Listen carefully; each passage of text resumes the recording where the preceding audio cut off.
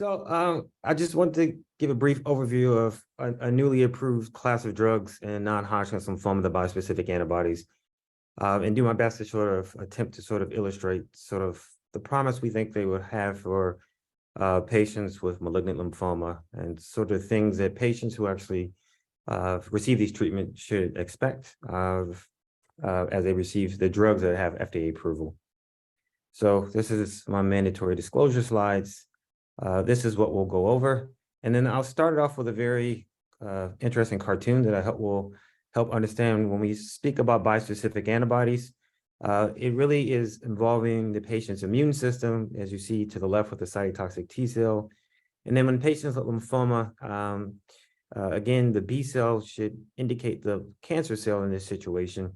I'll bet, because of some of the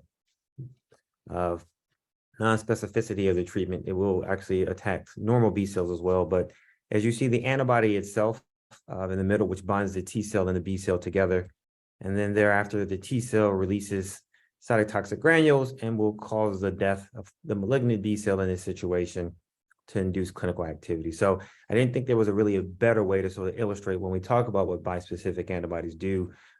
This obviously, picture's worth 1,000 words. So this is exactly what we refer to when we give you this sort of treatment.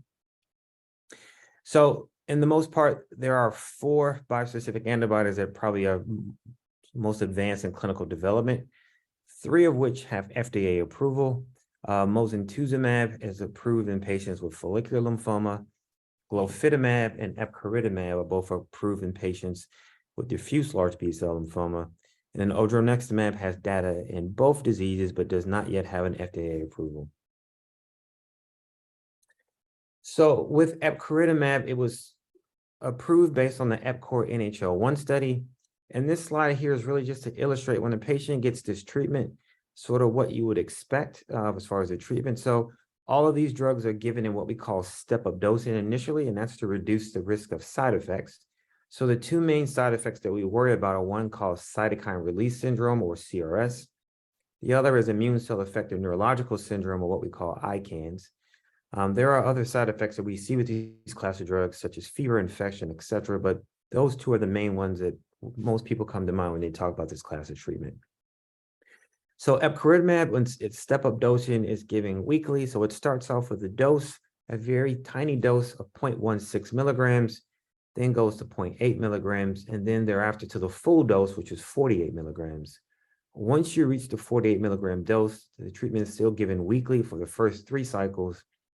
Then it's given every other week for cycles 4 through 9, and then it's given once a month, and it's a treatment to progression or unacceptable toxicity. So keep that in mind. Remember, treatment until progression or unacceptable toxicity for this one. And now I will summarize efficacy later, but again, for a patient, efficacy is important, but also you want to know about the side effects. So as I mentioned before, the major side effects are what we call CRS and ICANS. And so as you see, CRS is most likely to occur during the step-up dosing, but more specifically, you're most likely to see CRS during the first full dose, which is on cycle 1, day 15. So those first 2 doses with a very small dose of Epcoritamab very rarely causes any adverse events. But when you get the first full dose, you will see the incidence of CRS increases. And that's generally when it's a recommendation, the patients are hospitalized for at least 24 hours for observation.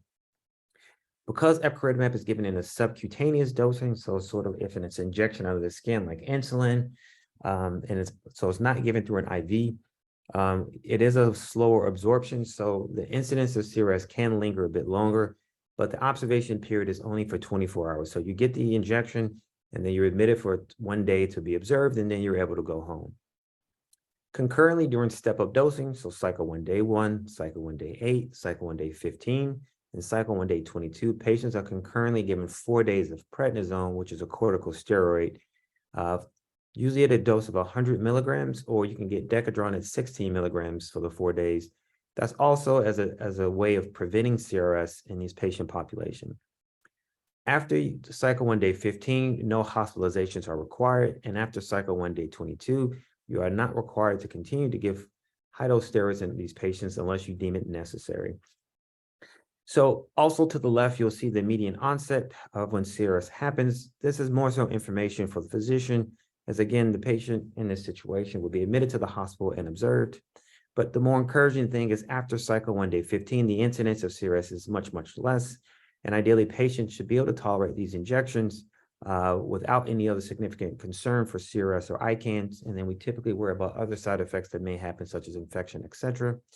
You're also given some antimicrobial prophylaxis. So patients are typically given acyclovir to prevent reactivation of shingles, and also given Bactrim for PCP-JP prophylaxis.